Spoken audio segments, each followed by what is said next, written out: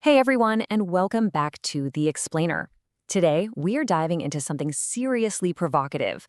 We're unpacking a recent psychological breakdown of modern dating, and this one uses Freudian theory to explain some of the absolute most frustrating relationship dynamics out there today.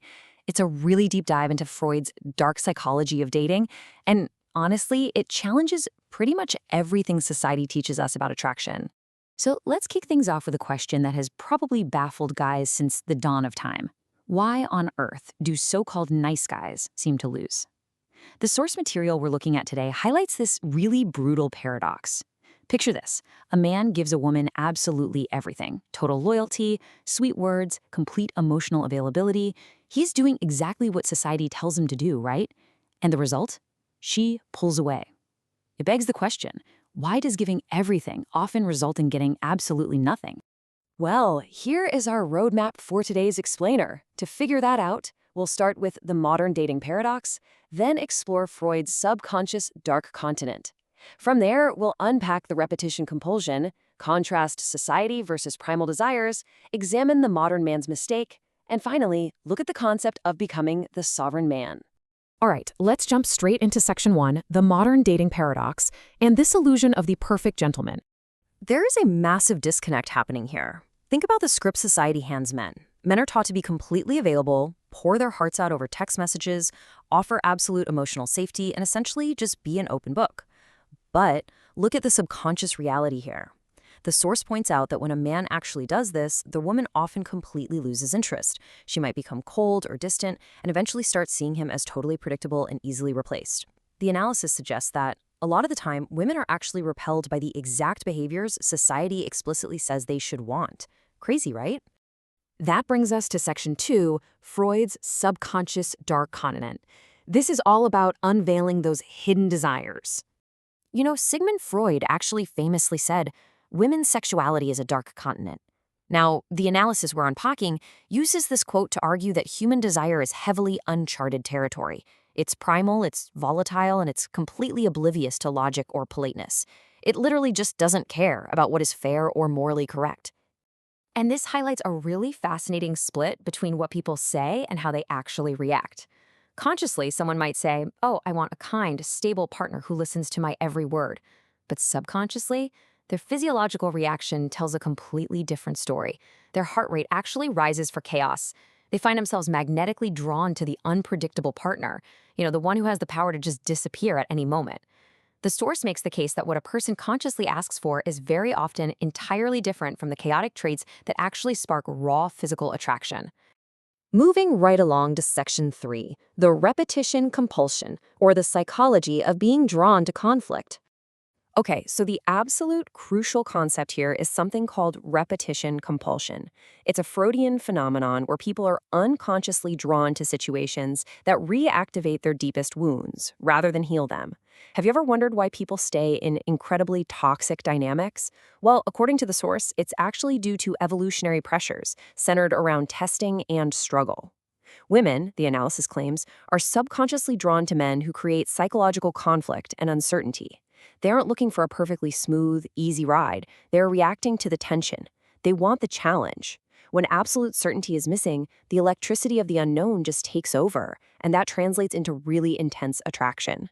Shifting gears a bit, here's section 4, Society versus Primal Desires, focusing on the dual life in Asian culture. Freud wrote that civilization is built on repression, especially sexual repression. And the source material takes this idea and applies it directly to Asian and Bengali cultures, where family honor, modesty, and social rules dictate almost everything. But here's the catch. The immense pressure to be a quote-unquote good girl doesn't just magically erase primal desires, it just represses them. It forces those raw, chaotic urges deep, deep down into the subconscious. So what happens is this intense repression creates a literal dual life. On the surface, the conscious life is polite, caring, and strictly follows all the social rules and family honor. But underneath, the unconscious life rebels. It's wild, it's uncontrollable. The repressed subconscious secretly craves the exact untamable energy, that rebellious figure who breaks all the rules, that polite society strictly forbids. Basically, the more rigid the societal expectation, the more intensely the subconscious rebels in its hidden desires. There's another really famous Freudian assertion here: anatomy is destiny. Now, the source interprets this not just as biology, but as raw evolutionary drives shaping our desires long before our polite, conscious thoughts even get involved. Attraction simply isn't polite. It's deeply wired and incredibly raw. Let's look at Section 5, the modern man's mistake, and how extreme availability literally kills attraction. The source breaks this whole process down into 3 really specific steps. Step 1. Oversharing emotions and acting like an open book. You think you're building a deep connection, but actually that leads right into Step 2, becoming perfectly predictable and totally safe. And that, unfortunately, results in Step 3, losing the tension of the chase. You stop being this captivating, mysterious force, and you just become a manageable accessory. Or, as the source calls it, a servant waiting on a queen. And look, a queen doesn't desire her servant. She just uses him. Extreme emotional availability totally strips away the tension that is required for attraction to survive. To counter this trap, the analysis brings in Freud's reality principle. This is basically defined as the ability to delay immediate emotional gratification so you can maintain long-term power and psychological strength. Think about it. When a man reacts instantly to every single text message or completely falls apart because of his partner's mood swings, he loses his psychological strength. He stops looking like an independent, grounded man and starts appearing like an anxious child seeking comfort from a mother figure. And according to the analysis, that dynamic is a permanent attraction killer. No way back from that. And that leads us perfectly into Section 6, becoming the sovereign man and reclaiming your psychological independence. So how do you actually do this? Well, through a concept Freud called sublimation, which is the psychological process of redirecting raw urges into much higher pursuits. Think of channeling anger, lust, or a bad heartbreak into building a real legacy. The source highlights that instead of being a slave to chaotic impulses and constantly chasing after external validation, a man has to rebuild his own spiritual architecture. He absolutely must conquer himself first. The explainer sets up this really clear contrast between 2 completely different archetypes, the compliant man and the sovereign man. The compliant man seeks approval, is highly emotionally reactive, and genuinely needs a partner just to feel complete. The analysis argues that this behavior completely destroys attraction. On the flip side, you have the sovereign man. He seeks his own purpose, he is emotionally stoic, and he rules his own ego. He isn't swayed by every little external shift.